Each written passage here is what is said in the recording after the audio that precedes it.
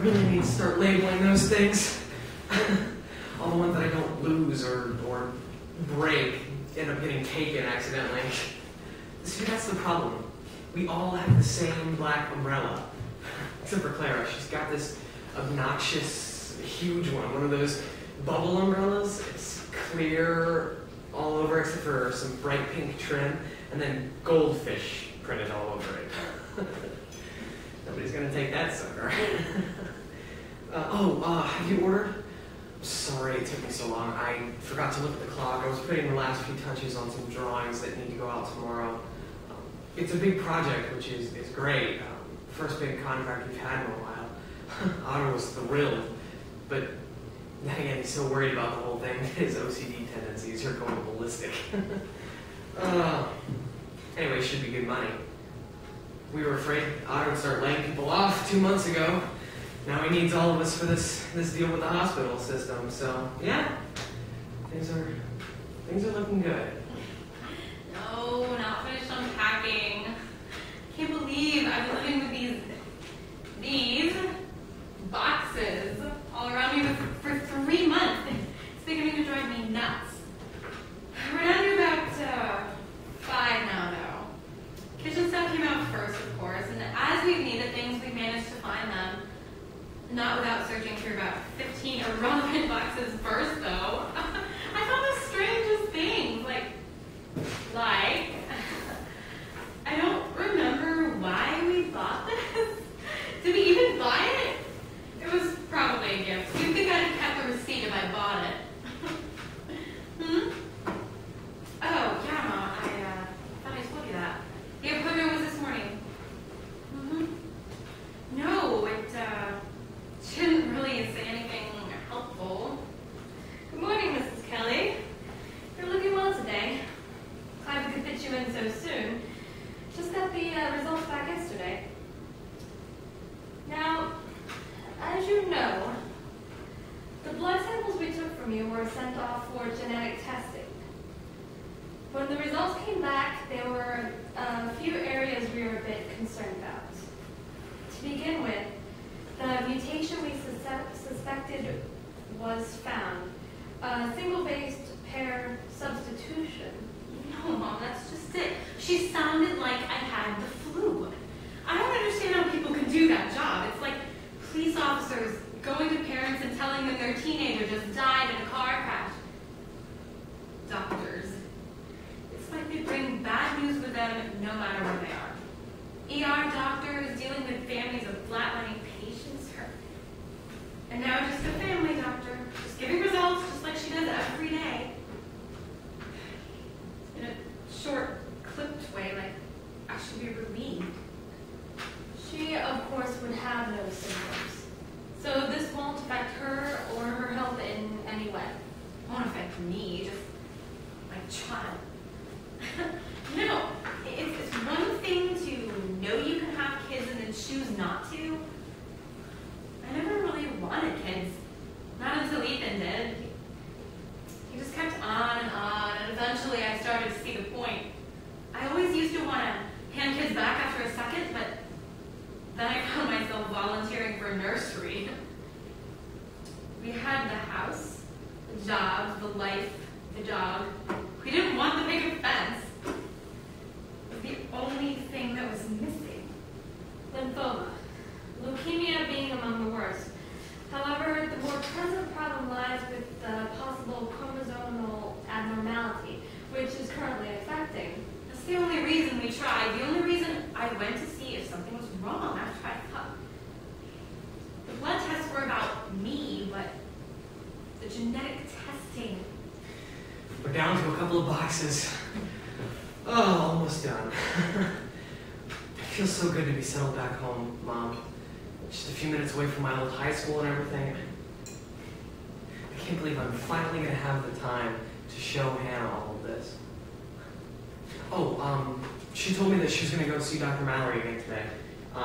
Yeah, I haven't heard from her yet, though, so, she's been so secretive lately. You know, Hannah, though, always with the surprises. I'm taking her to dinner tonight, I think.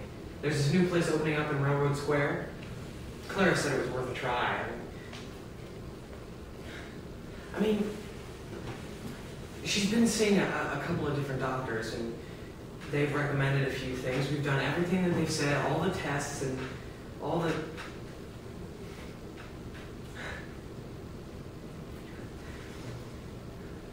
I think Hannah maybe... What do I even tell him? I'm sorry I ruined your dream of a family. He always wanted them to be ours. He always said that. I wanted them to have my eyes. I never cared about that, not as much as Ethan did. You remember I'd always joke about, why didn't we just adopt? Why not adopt? It's just Ethan. Oh, don't ask me. You're the one who...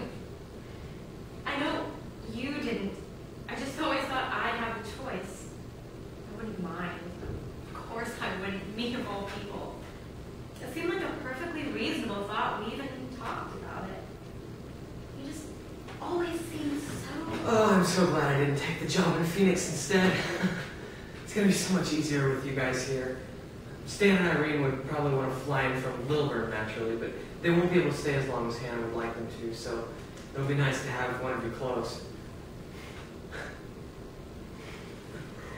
Ah, she's going to be the perfect...